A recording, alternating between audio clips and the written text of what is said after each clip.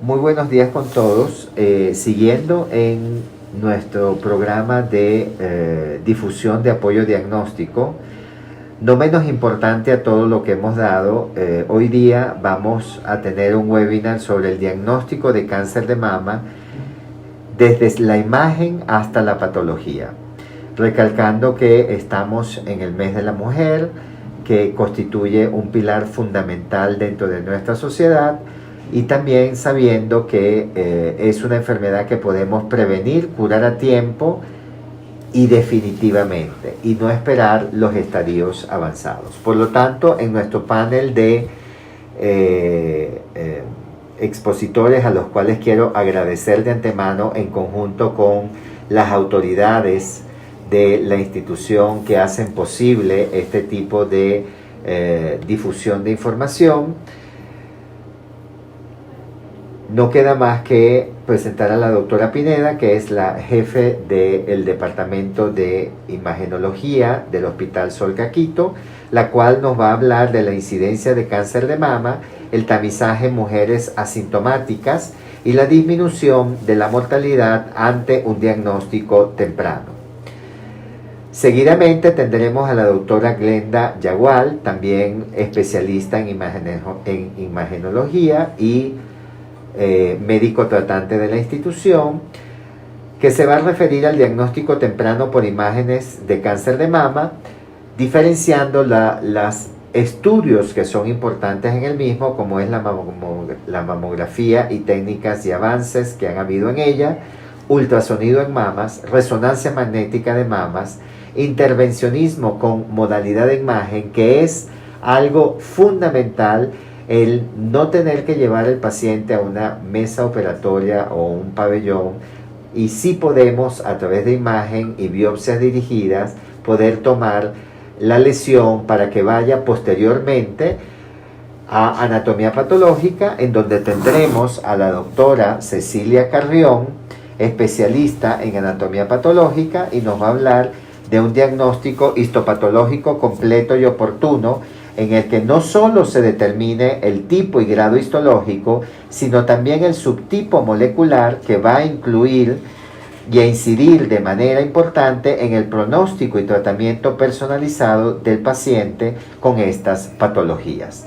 Muchas gracias, no me queda más que decir adelante y que disfruten todos de este webinar. Muy buenos días.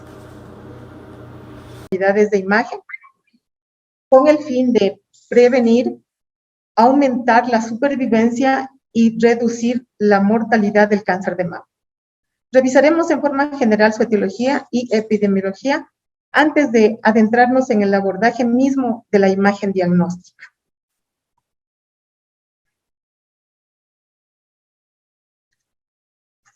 El cáncer de mama es la segunda neoplasia maligna más frecuente en el mundo y la quinta causa de muerte en las mujeres. En el Ecuador, el riesgo de desarrollar esta patología es de 38.2 casos por cada 100.000 habitantes mujeres. En cuanto a su etiología, el cáncer de mama se origina cuando las células normales de la mama empiezan a cambiar y proliferan sin control, formando una masa o un conglomerado de células que puede ser canceroso o benigno. La etiología del cáncer de mama es multifactorial. Así tenemos que las mutaciones en el ADN pueden causar que las células normales del seno se vuelvan cancerosas. Ciertos cambios en el ADN se heredan y factores externos relacionados con el estilo de vida también son condicionantes de este tipo de patología. Asimismo, las hormonas desempeñan un papel importante para generar este tipo de cáncer. En cuanto a los tipos de cáncer, estos pueden ser invasivos y no invasivos y se denominan de acuerdo al lugar de su procedencia. Así tenemos los cánceres ductales y los lobularios. Los más frecuentes son los ductales y los lobularios, y de estos son los incitus y los invasivos. Y los menos frecuentes enumeramos de tipo mucinoso, medular, tubular, metaplásico, cáncer de mama papilar, cáncer de mama inflamatorio y enfermedad de Paget. Tenemos un esquema representativo de los tipos de cánceres, como ya habíamos explicado, y estos, de acuerdo al lugar donde se originan, son ductales, cuando se originan a partir de las células que revisten los conductos, y los lobulares cuando se originan, su origen es a nivel de los lobos. En cuanto a la epidemiología, según los registros del Ministerio de Salud Pública, hasta junio del 2018 se realizaron 1,287 nuevas atenciones con diagnóstico de cáncer de mama, de las cuales 1,254 corresponden a mujeres, representando el 97.6% de los casos. En el esquema vemos la incidencia por cada 100,000 habitantes, siendo las ciudades de Quito, Guayaquil y Loja las que tienen una más alta incidencia. Asimismo, la incidencia de este tipo de patología es más alta entre la sexta y séptima década de la vida. En la ciudad de Quito, el estadiaje en el que se diagnostica la enfermedad es de apenas el 4% en carcinoma in situ, y los estadios avanzados 3 y 4, el 34%. Es así como está en la representación esquemática, en donde vemos que apenas un 4% se diagnostica en etapas tempranas, no así el 34% en etapas avanzadas. Aquí vemos la tasa de incidencia por edad de residentes en Quito entre los años 2011 al 2015. Como ya mencionamos anteriormente, la incidencia está entre la sexta y séptima décadas de la vida. Tasas de incidencia estandarizadas en el registro de cáncer en el Ecuador. Tenemos que las ciudades con mayor incidencia son, en orden de frecuencia, Quito, Guayaquil, Machala, Cuenca, Loja y Manabí. En el Ecuador, en el periodo del 2010 al 2014, la sobrevida en el cáncer de mama fue del 75%, lo que nos ubica en el grupo de países de más baja sobrevida. En cuanto al diagnóstico por imágenes, tenemos que el abordaje de la mama es multimodal, empleando diferentes técnicas de imagen que pueden ser combinadas, así como tenemos la mamografía, tomosíntesis, ecografía y resonancia magnética. La mamografía es la técnica inicial de elección en tamizaje y diagnóstico del cáncer de mama. La sensibilidad de esta técnica es del 61 al 95% y se encuentra disminuida en mamas densas. Y la especificidad es del 80 al 90%. La ecografía es una técnica de elección en pacientes jóvenes, es complementaria a la mamografía, es el soporte para el intervencionismo mamario y tiene una sensibilidad del 97% y una especificidad del 91%. Y la resonancia magnética, útil en pacientes de alto riesgo, pacientes jóvenes de alto riesgo, para descartar multifocalidad, multicentricidad y bilateralidad, para la evaluación de la respuesta al tratamiento, para el diagnóstico de recidiva tumoral, para detectar cánceres ocultos y para la valoración de prótesis. La sensibilidad de esta técnica es del 90 al 100% y su especificidad es del 60 al 90%.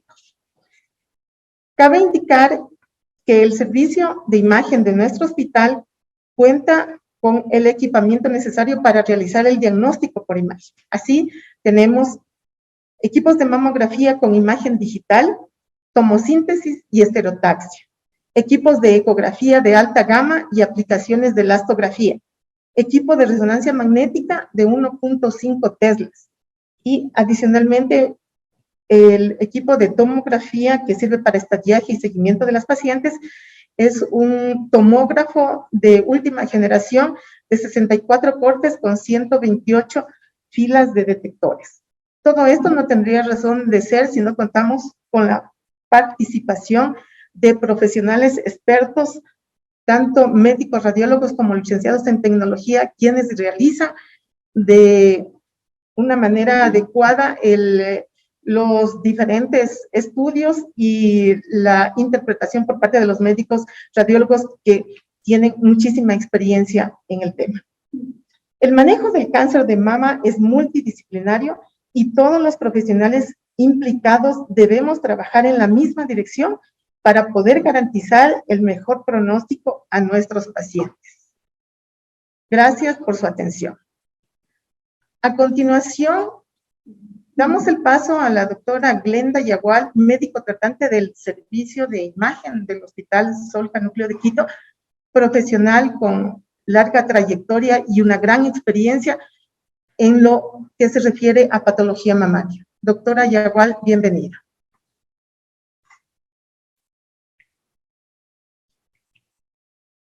Muchas gracias, doctora Pineda.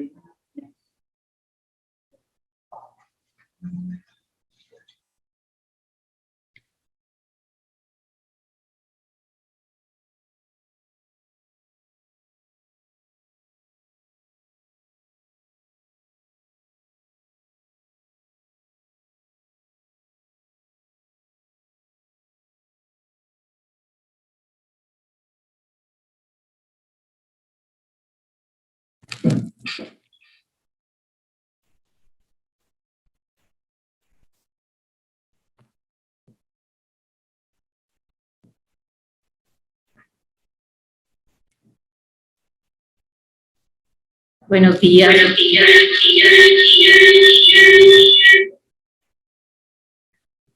Agradezco la oportunidad de poder compartir la experiencia en cuanto al diagnóstico de las lesiones mamarias por medio de la imagenología.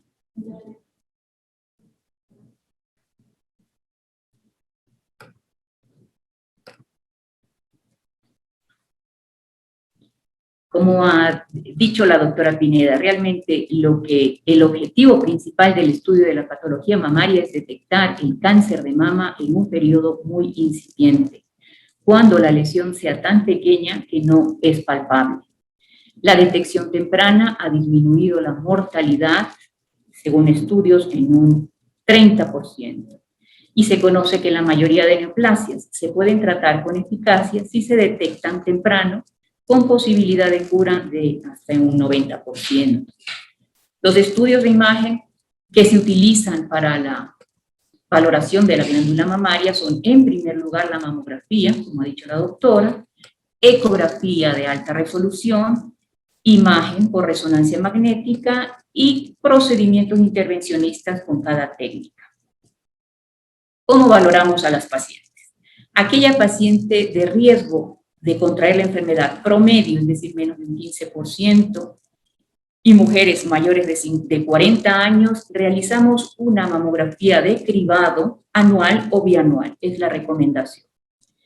En aquellas pacientes con un mayor riesgo y elevado de contraer cáncer de mama, de un 20 al 25%, debemos comenzar a los 30 años. Se recomienda realizar resonancia magnética de mama a estas pacientes, ya que tienen mamas densas y son muy jóvenes para realizarse mamografía. La mamografía digitálica se le puede realizar desde los 35 años. Todo esto con el objeto de observar lesiones mínimas que vayan creciendo en la paciente. La técnica de elección, como decimos, de gol estándar para evaluar a una mujer de 40 años en adelante es la mamografía digitálica. La misma, como ya dio a conocer la doctora, la sensibilidad y especificidad ha aumentado un poco, es mejor que antes la convencional. Sin embargo, la densidad mamaria nos disminuye la sensibilidad. Para esto tenemos herramientas diagnósticas adicionales, sean focalización, ampliación, tomosíntesis y mamografía contrastada. Aquí tenemos una imagen en la cual hay una masa de 2 centímetros en la región mamaria profunda de la mama. La paciente de 40 años todavía no toca esta masa, aunque sea de 2 centímetros, porque la mama es tan densa y tan firme que todavía no es palpable.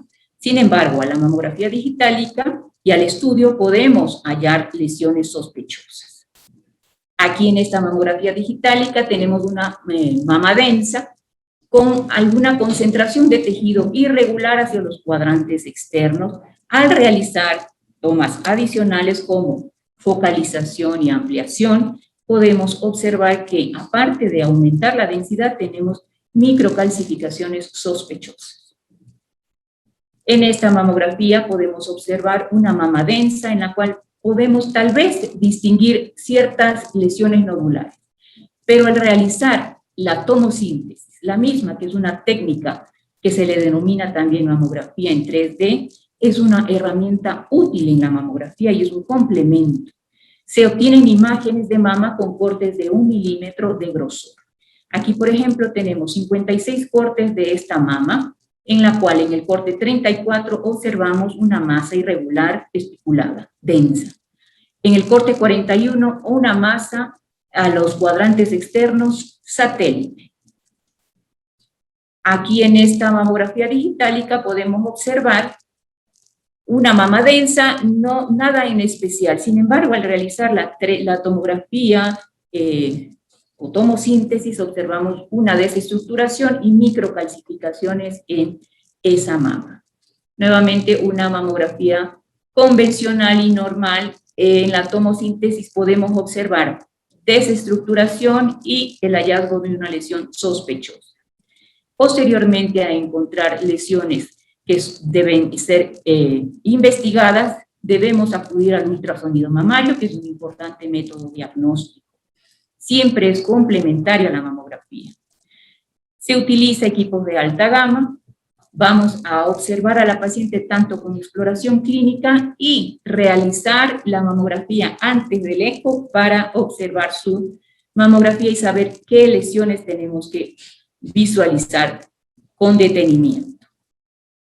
Estos son unos ejemplos de un nódulo. La ecografía mamaria lo que nos va a decir si existe nódulo sólido, nódulo quístico, si son nódulos regulares, circunscritos o irregulares y sospechosos, si existen microcalcificaciones dentro de lesiones que a veces podemos observar, o el trayecto de un ducto con microcalcificaciones internas. La ecografía Doppler color nos ayuda a investigar también la vascularidad de la masa en estudio, y la elastografía, que se está usando con mayor frecuencia, nos indica o nos apoya en si la lesión es blanda o suave, viene a ser una lesión más benigna, mientras que la dureza aumenta, puede ser una lesión maligna. Luego de la ecografía y en los datos que dio la doctora como las indicaciones de resonancia magnética, podemos usar este estudio, el cual tiene una buena sensibilidad, sin embargo, la especificidad es moderada. Las indicaciones ya las habló la doctora. Lo principal es, como estamos viendo ahora, el seguimiento de pacientes de alto riesgo. Como dije, mujeres jóvenes pueden realizarse esta técnica para saber si existe algún problema, alguna lesión pequeña que vaya aumentando. Aquellas pacientes que ya están diagnosticadas cáncer lobulillar o ductal infiltrante, para realizar una quimioterapia neoadyuvante debemos de realizar una resonancia previa a la misma. Valoración de la caracterización de lesiones y de la valoración de qué otras lesiones existen en la mama y en la mama contralateral es muy importante. Un ejemplo aquí de una resonancia de la mama en la cual tenemos la captación ávida del contraste en una lesión hiperintensa en los cuadrantes externos, región mamaria profunda. Como hemos dicho, ¿en qué nos va a servir la resonancia magnética? En saber si existe un solo foco o varios focos en la mama, si existe un nuevo foco que no se ha observado en mamografía y en eco o ha pasado desapercibida en la mama contralateral. Es decir, si es la lesión unifocal, multifocal, multicéntrica, muchas veces bilateral. Esto va a cambiar el estadiaje de la paciente y cambia el manejo quirúrgico de la misma. Aquí hay otro ejemplo de un cáncer ductal in situ que se halló en la mama derecha y en la mama izquierda, como hallazgo reciente en la resonancia, en la mama derecha tenemos un cáncer y en la mama izquierda como hallazgo adicional una lesión sospechosa que después, al realizar la ecografía second loop, podemos saber dónde se encuentra la lesión y si es o no sospechosa para realizar biopsia. En esta mamografía podemos ver una masa densa, irregular, diagnosticada con ecografía y con la mamografía y corebiopsia como cáncer de mama. Al realizar el estadiaje locorregional, podemos observar la masa que capta en anillo y otra masa de iguales características que no se había logrado visualizar en las técnicas anteriormente dichas. La mamografía previa al tratamiento con quimioterapia neoadyuvante. Tenemos estas 3 mamografías, una pretratamiento, otra después del primer y segundo ciclo. Sin embargo, no podemos visualizar de manera completa cómo es la reacción. Al realizar una resonancia magnética, vemos el tamaño real de la lesión, está más claro, y al realizar las tomas posteriores al primer tratamiento y al segundo tratamiento, vemos que ha existido una buena reacción y la lesión ha disminuido bastante de tamaño.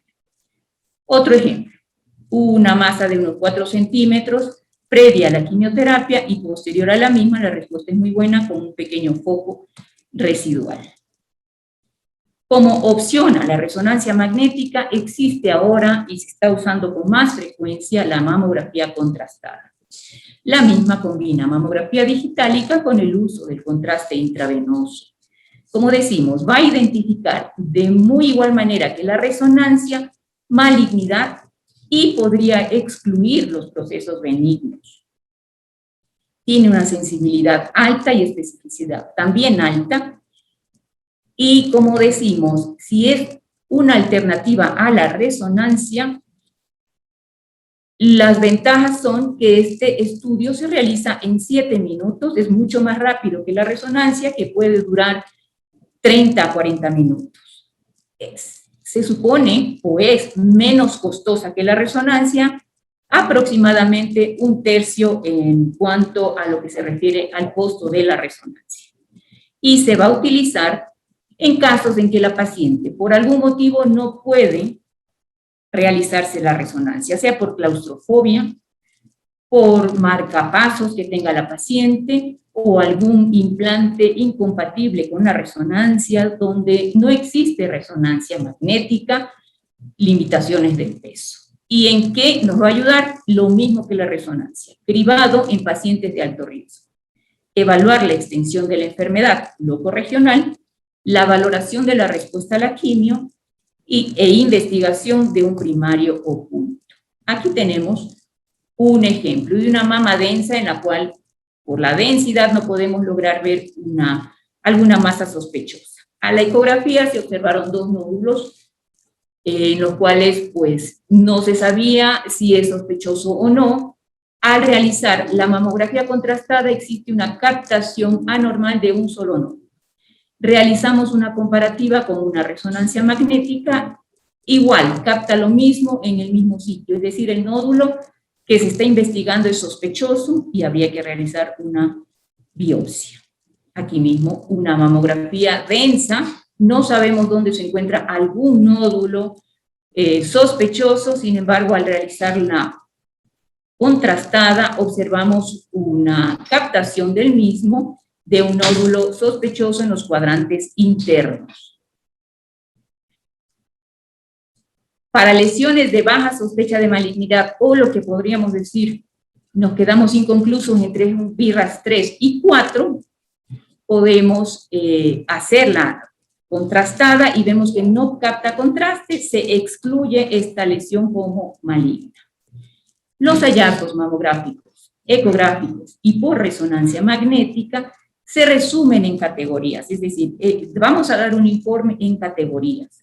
Esto lo conocemos como BI-RADS, estableciendo el grado de sospecha y el manejo en cada caso. Así, el BI-RADS 0 significa que la valoración es incompleta y necesitamos imágenes adicionales o comparar con estudios previos. Imágenes adicionales sería ecografía, películas focalizadas, tomosíntesis. En la BRAF1 significa que los hallazgos son negativos, no existe sospecha de malignidad. El BRAF2, asimismo, hallazgos benignos, no hay sospecha de malignidad, y en estos categorías 1 y 2 se les aconseja realizar un tamizaje anual o bianual. El BRAF3 son hallazgos probablemente benignos. Aquí se aconseja a la paciente un seguimiento a corto plazo y ver la estabilidad de la lesión. El BRAF4 y 5 son hallazgos ya sospechosos y altamente sugestivos de malignidad. Es necesario realizar una biopsia de las mismas y confirmar histopatológicamente el diagnóstico. El BRAF6 es cuando estamos valorando por imagen a una paciente que ya tiene diagnóstico histopatológico. Un ejemplo del BRAF3 en el cual hay una lesión circunscrita y densa en ambas mamas, y tenemos a la ecografía nódulos sólidos circunscritos, los cuales nos parecen benignos, pero tenemos que ver la estabilidad de esta lesión. Tenemos una probabilidad de cáncer menor del 25%. En este caso, en el BRAF4, son ya lesiones sospechosas, irregulares, quistes complejos, microcalcificaciones gruesas, pero atípicas. Asimismo, el BRAF5 ya es bastante sospechoso de malignidad y tenemos que confirmar el diagnóstico. ¿Con qué vamos a confirmar esto? Con los procedimientos intervencionistas que podemos usar con las mismas técnicas mencionadas. Así tenemos la punción aspiración con aguja fina, la dejamos solo para que esté simple. Lo más importante es la corebiopsia percutánea, que puede ser localizada por estereotaxia, ultrasonido o imagen por resonancia magnética. También realizamos en la institución marcaje prequirúrgico con arpón de lesiones que son no palpables y microcalcificaciones. Y es importante recalcar que previa a la quimioterapia es necesario la colocación de un marcador de metal. En este caso se está usando el titanio para la localización posterior de la lesión. Aquí tenemos algunos ejemplos de intervencionismo, como son la colocación de arpón por guía estereotáxica, una corebiopsia por guía ecográfica y una punción asimismo aspirada al vacío por estereotaxia, ecografía o resonancia. En estas imágenes, la colocación de un arpón sobre microcalcificaciones atípicas que no son palpables, por lo tanto es necesario guiar con un arpón. En esta sería la colocación ya del arpón y la visualización de la muestra posterior con rayos X. Bueno mencionar que la biopsia asistida al vacío por guía estereotáxica es la técnica más adecuada para realizar biopsia percutánea de calcificaciones mamarias sospechosas y distorsiones de la arquitectura. Necesitamos este tipo de aspiración al vacío, ya que puede captar una buena cantidad de material con la introducción de una sola vez la aguja, el throughput, y obtenemos hasta 14 muestras con las microcalcificaciones, en este caso serían de la misma. Esta es una técnica de corebiopsia en la cual introducimos la aguja varias veces y sacamos material. Sin embargo, al realizar una biopsia al vacío por vía estereotáxica, solo ingresaríamos la aguja throughput una sola vez y podemos obtener buena cantidad, un buen grosor de muestras y 14 muestras de una sola ingreso con la aguja. Si tenemos lesiones solo observadas por resonancia magnética y no por eco ni mamografía, tendríamos que hacer una biopsia al vacío por guía de resonancia magnética. Esto todavía tampoco no tenemos en el hospital. Existe el cribado de otras lesiones, por ejemplo, la mamografía con emisión de positrones, pero esto no se usa. No es usado con mucha frecuencia. También la tomografía con emisión de positrones y con computación, en la cual podemos ver la lesión. En resumen, ¿cómo vamos a mirar a una paciente que viene tanto para screening por alguna lesión palpable en mama Si es mayor de 40 años, vamos a realizar una mamografía de inicio. Si es menor de 40 años y sin riesgo, tendríamos que hacer una ecografía primero. Luego de la mamografía y al hallar alguna lesión que necesitemos ecografía, lo haremos una ecografía dirigida al nódulo y, si es posible, hacer una biopsia por este medio, biopsia core, por este medio o por el medio que sea necesario, estereotaxia o por resonancia magnética. Si el diagnóstico es confirmado de cáncer, se recomienda realizar una resonancia magnética preoperatoria y antes de la quimioterapia. En conclusión, vemos que con el estudio por imagen se pretende diagnosticar al mayor número de casos de carcinomas en estadios subclínicos, como hemos dicho. La imagen también nos permite conocer la extensión tumoral y la respuesta a la quimioterapia neoadyuvante. Por esto se emplean imágenes multimodales, las que sean necesarias para llegar al diagnóstico y evolución de la paciente. Muchas gracias.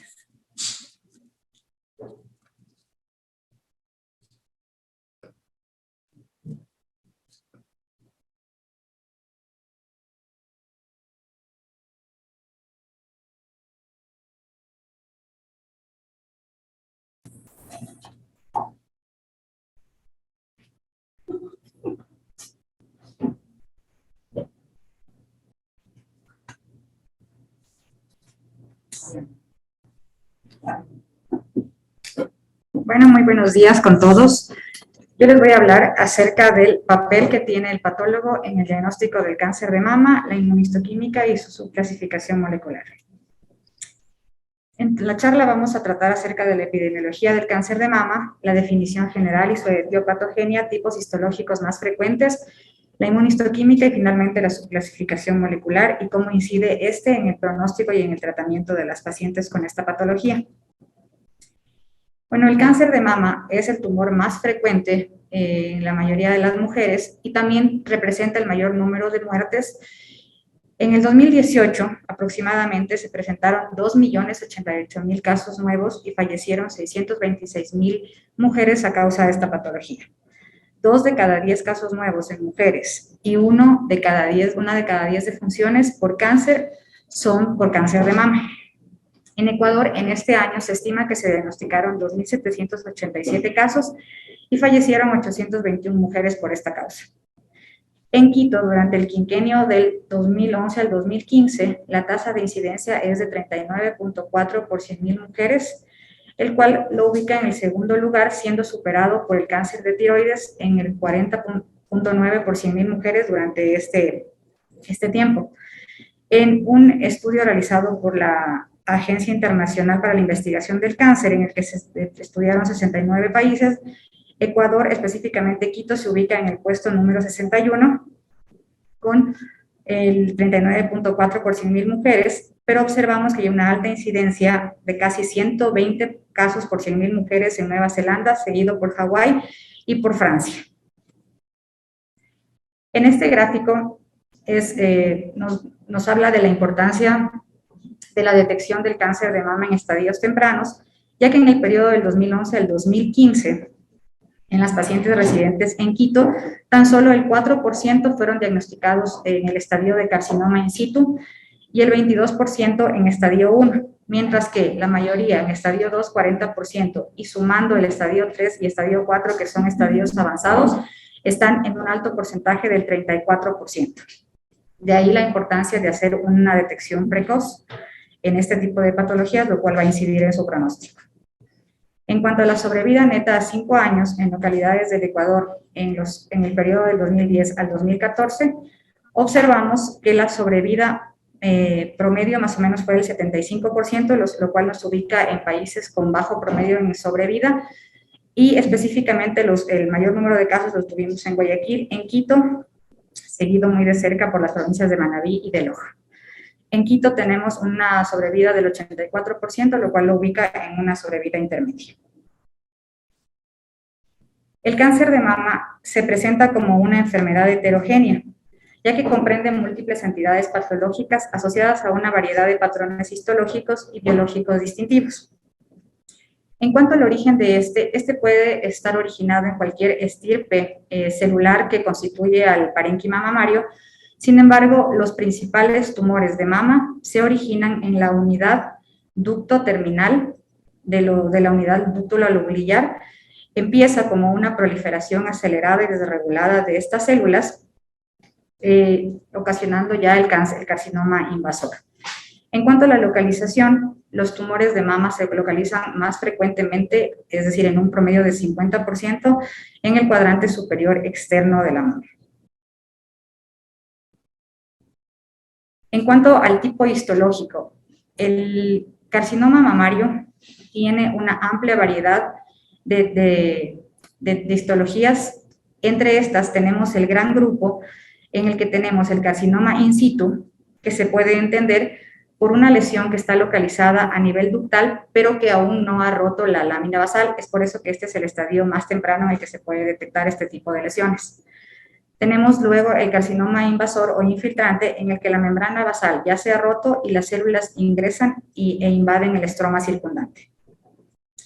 Dentro del in situ igual está el lobulillar y el ductal, de acuerdo al origen de esta neoplasia, y dentro del carcinoma ya invasor, en una incidencia una frecuencia del 75%, se encuentra el carcinoma ductal infiltrante, es decir, el que se origina en los ductos mamarios, y le sigue en un 10% el lobulillar invasor. El resto de porcentajes está dividido en los tipos especiales de cáncer de mama, en el que podemos encontrar los de tipo medular, los papilares, los micropapilares, los mucinosos, los adenoides quísticos, entre otros.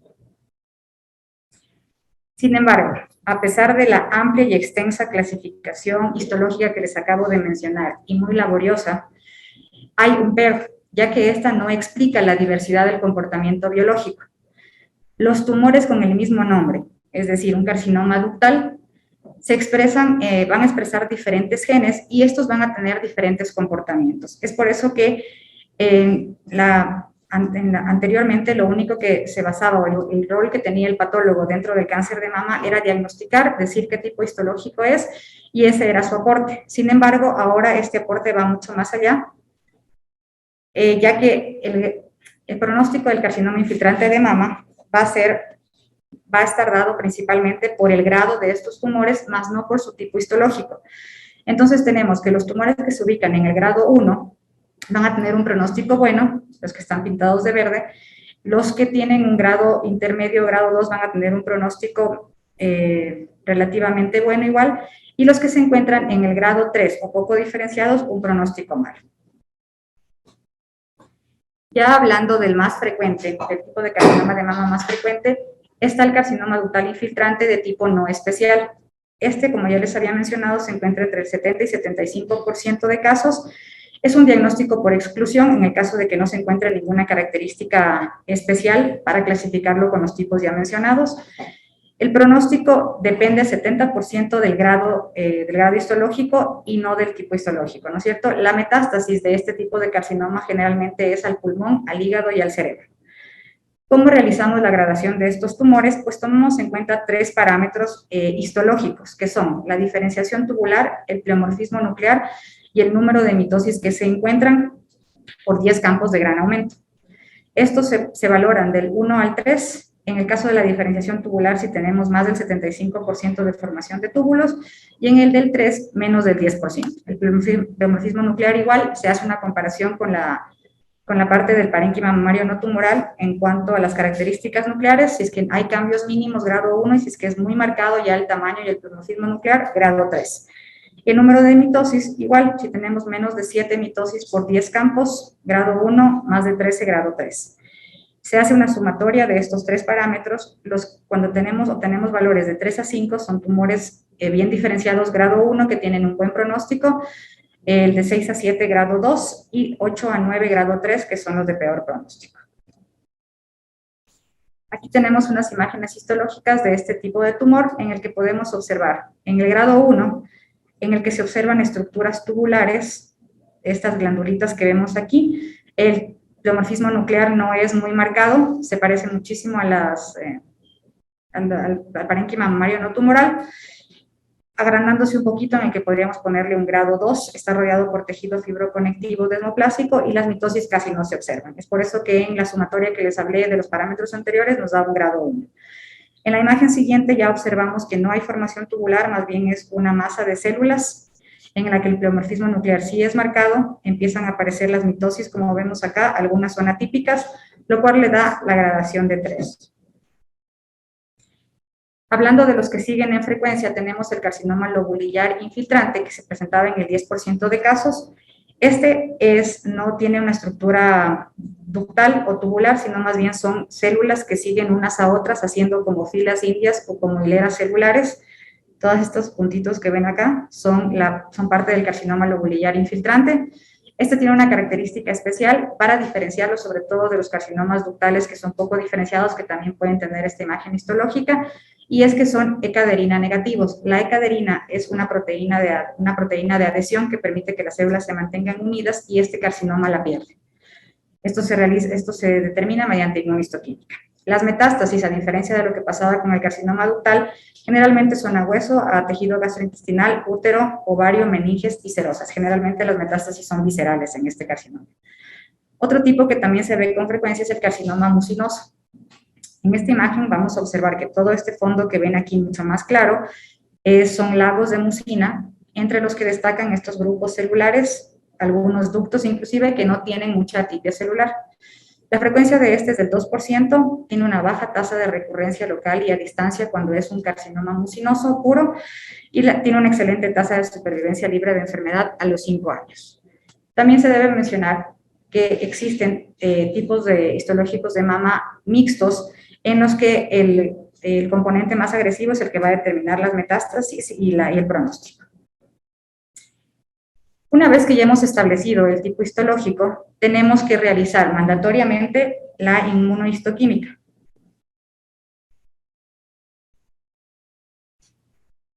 Tenemos que realizar mandatoriamente la inmunohistoquímica, la cual está constituida, perdón, un ratito.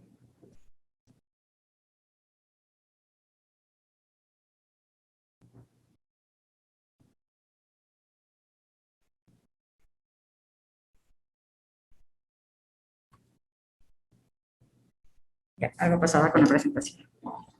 La cual está constituida por estrógenos, progesterona, HER2 y Ki67. Este panel siempre es obligatorio que el patólogo lo realice, si es que está dado en instituciones de salud, se lo hace ya de antemano, pero si es que tenemos la práctica privada, estos paneles de inmunohistoquímica se debe sugerir, porque en este nos vamos a basar para realizar posteriormente la subclasificación molecular. Entonces tenemos en las dos imágenes de arriba la tinción de estos receptores de estrógeno y progesterona, que son de tinción nuclear. Todos los puntitos cafés que observan es la positividad, que está en un alto porcentaje de células neoplásicas presentando estos. En el gráfico de abajo tenemos, en cambio, la tinción del HER2, que es una tinción de membrana. Cuando es muy fuerte se da un diagnóstico de 3 cruces, y cuando no se ve casi nada de tinción membranosa, le damos una cruz que es negativa. Cuando no tiene una tinción de membrana completa y está en el menos del 10% de las células, le damos una positividad de 2 cruces, en el que nos da un diagnóstico dudoso. Aquí es mandatorio confirmar este HER2 con técnicas moleculares o con técnicas de hibridación in situ teñidas con plata, que son las que nosotros realizamos en la institución, que es el SISH. En el SISH lo que vamos a observar es, a través del microscopio de luz, vamos a observar si es que está o no está amplificado el oncogen HER2, el cual se encuentra en el centrómero del cromosoma 17, que también se evidencia, se hace una relación de esto, y confirmamos si es que está amplificado o si definitivamente no lo está. Y finalmente tenemos el índice de proliferación celular, que es el Ki67, que es el que me va a indicar qué tan rápido se están dividiendo estas células, y por ende qué tan rápido va a progresar ese tumor, ¿no es cierto? Es de tinción igual nuclear, mientras más alto el pronóstico va a ser peor. Esto ha traído consigo algunos problemas en el diagnóstico en los laboratorios de patología. Es por eso que la Academia Americana de Patólogos, conjuntamente con con ASCO, que es la parte de los oncólogos, nos va a determinar, nos indica un score que es el score o índice de Allred, y que el que se observan varios porcentajes de tinción de estos receptores hormonales, de estrógenos y de progesterona, y también la intensidad. Entonces, según la proporción, si es que va del 0% al 100% de tinción, vamos a darle una numeración, y según la intensidad, igual, de 0 a 3, ¿no es cierto? El contagio de estos nos va a dar que si tenemos un contagio del índice de Allred en relación a la proporción y a la intensidad de 0 a 2, va a ser negativo para la expresión de receptores estrogénicos, y si va de 3 a 8, son positivos. Aquí también es muy importante establecer índices de calidad para evitar un alto porcentaje de falsos negativos. Entonces, recomiendan, igual en la Academia Americana de Patólogos, retestear o repetir la muestra si es que no contamos con controles internos, con controles externos, y si es que el diagnóstico o el porcentaje de células que hemos contado no se relaciona con el tipo histológico que hemos mencionado, ¿no es cierto? Generalmente los de grado 1 casi siempre son positivos para estrógenos, progesterona, y si es que tenemos negatividad en estos, pues deberíamos repetir la muestra. Algo también súper importante que se tiene que tener en cuenta es que no siempre todo depende del patólogo o del laboratorio de patología. Para que estos marcadores tengan una buena analítica y que sean precisos y podamos ayudar a los pacientes con el resultado de estos, tiene que haber una preanalítica buena. Es decir, que cuando se haga la extracción de la muestra, cuando se haga la toma de biopsias cores, el tiempo de fijación no sea menor de 6 horas ni tampoco mayor a 48 horas, que es lo ideal. Y que el tipo de fijador usado sea adecuado, no utilizar formol puro, sino más bien formalina buferada al 10%.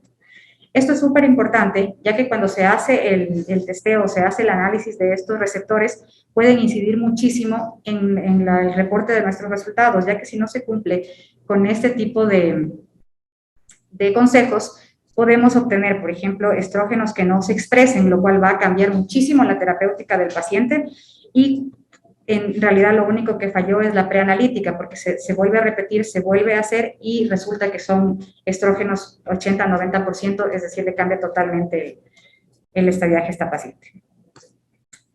Una vez que ya hemos entendido la parte del tipo histológico, la parte del grado histológico, que es la que interviene en realidad en el pronóstico de estas lesiones o tumores mamarios, y la detección o determinación del panel de inmunistoquímica, vamos a hablar de la subclasificación molecular, que es la que ayuda o es con la que los patólogos aportamos para que se ubique a las pacientes adecuadamente en cuanto a su pronóstico y que se le dé una terapéutica individualizada y específica para el tipo de alteración que existe en su patología mamaria. La clasificación histológica actual del cáncer de mama, en la que solo se evidencia el tipo histológico, no refleja la heterogeneidad de los tumores en su comportamiento biológico, ni tampoco nos permite identificar a las pacientes que presentarán mejores respuestas y beneficios a las diferentes modalidades terapéuticas. Actualmente se asume que la diversidad clínica y pronóstica de estas patologías se establece a nivel molecular, al expresar distintos genes que le van a conferir variabilidad en este sentido.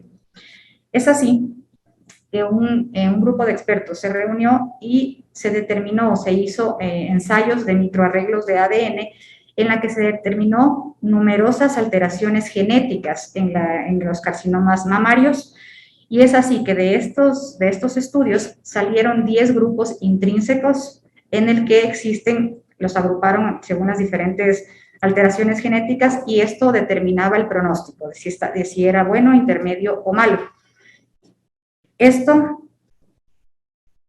Aquí tenemos los 10 grupos intrínsecos en los que tenemos en cada uno de ellos las características moleculares que se determinó en este estudio.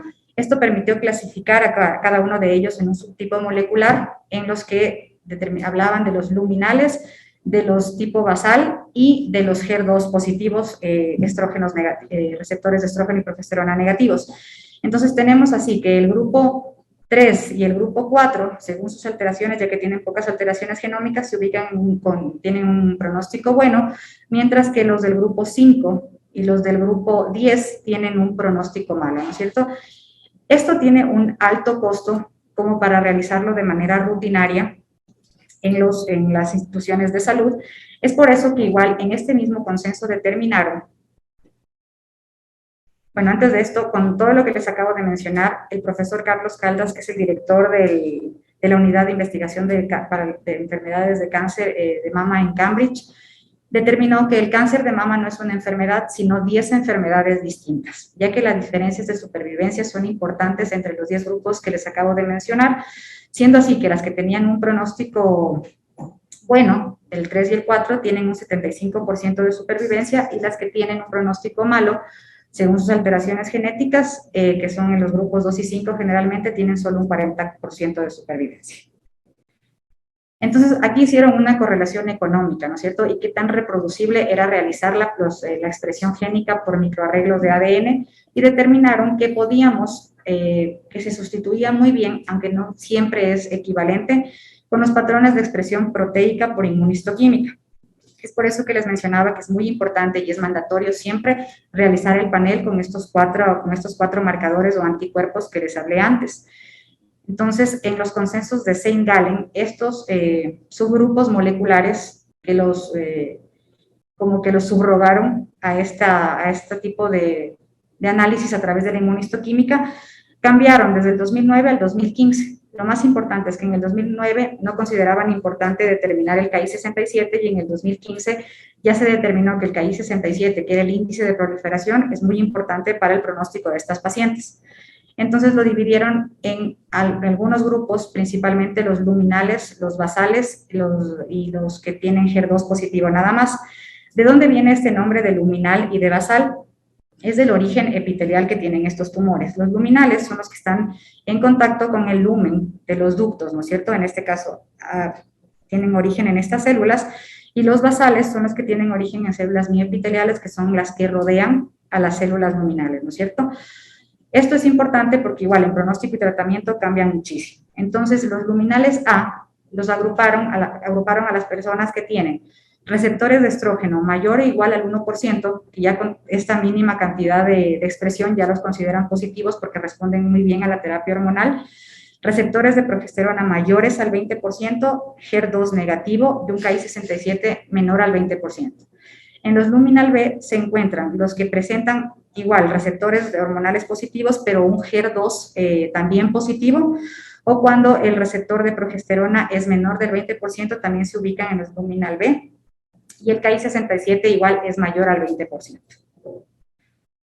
¿Por qué es importante determinar estos receptores hormonales? Porque estos receptores hormonales, principalmente el de estrógeno, son factores de transcripción que van a estimular muchísimo lo que es el crecimiento y la diferenciación celular, que van a incidir muchísimo en el crecimiento o proliferación celular de los tumores mamarios.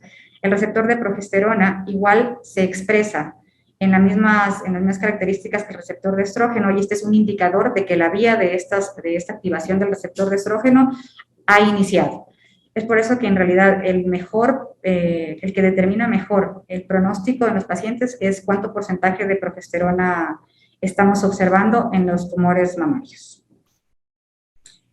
Una vez que ya hemos establecido todo, entonces ahí sí tenemos una clasificación o un diagnóstico completo del cáncer de mama. Es decir, el cáncer de mama, gracias a la determinación inmunistoquímica de los marcadores que ya se ha conversado, se pueden dividir en los luminal A, luminal B, los tipo basal, los HER2 principalmente, y también hay otros que no responden a las terapias que están determinadas para esta subclasificación, que son los bajos en claudina y los parecidos a la mama normal. Dentro de estos, inclusive, ya se ubica también algunos de los tipos histológicos que hemos mencionado, pero todo esto en conjunto es lo que podemos aportar en cuanto al diagnóstico histopatológico de estos tumores. En esta gráfica podemos observar la relación del grado histológico según la subclasificación molecular, siendo así que los luminal A y B, los grado 1 generalmente en un 45% son luminal A o B, y el grado 2 en un 40%. Mientras que los que tienen grado 3 tienen un 65% de ubicarse en los grupos de HER2 positivos, y un 70% igual de estos tumores van a ser triple negativos o tipo basal. Estos ya les contaba de qué tipo celular se originan, entonces estos generalmente son positivos para marcadores de tipo de células basales como la citoqueratina 5-6 o la citoqueratina 14. Como conclusión, entonces, la distinción entre los patrones de expresión génica del cáncer de mama van a permitir distinguir subclases tumorales con evoluciones clínicas diferentes. La subclasificación molecular se correlaciona mucho mejor con el riesgo de recaída de la enfermedad. Como ya hablamos, los mejores pronósticos están reservados para el grupo luminal A y B, siendo el luminal A el de mejor pronóstico, y los peores pronósticos para los grupos HER2 positivo y triple negativo. Esto nos va a permitir definir un tratamiento a seguir en cada grupo y realizar una terapia personalizada, lo cual nos conlleva a una mayor supervivencia. En el informe anatomopatológico que nosotros vamos a presentar, cuando ustedes lean un informe anatomopatológico, tiene que constar la afectación ganglionar axilar, que es el más importante en estadios precoces, el tamaño tumoral, ya que esto va a determinar las metástasis axilares, recidiva y supervivencia, el grado histológico, como ya vimos, el que mayor se relaciona con el pronóstico y también nos va a determinar metástasis axilares, recidiva, supervivencia y la respuesta a la quimioterapia, la permeación linfovascular, nos va a determinar metástasis axilares y a distancia y la recidiva local. Asimismo, como la afectación de bordes para saber si va a existir o no recidiva local. Y finalmente, pues el tipo histológico que ya vimos que solo no aporta mucho en el pronóstico y tratamiento de estas pacientes. Finalmente, siempre debemos constar el índice de proliferación celular, la expresión de receptores hormonales y la sobreexpresión de HER2. Muchas gracias. Agradecemos la participación de las excelentes exposiciones de la doctora Glenda Yagual y de la doctora Cecilia Guzmán, así como también agradecemos la asistencia de todas las personas que han participado en este webinar. Que tengan un excelente día. Gracias.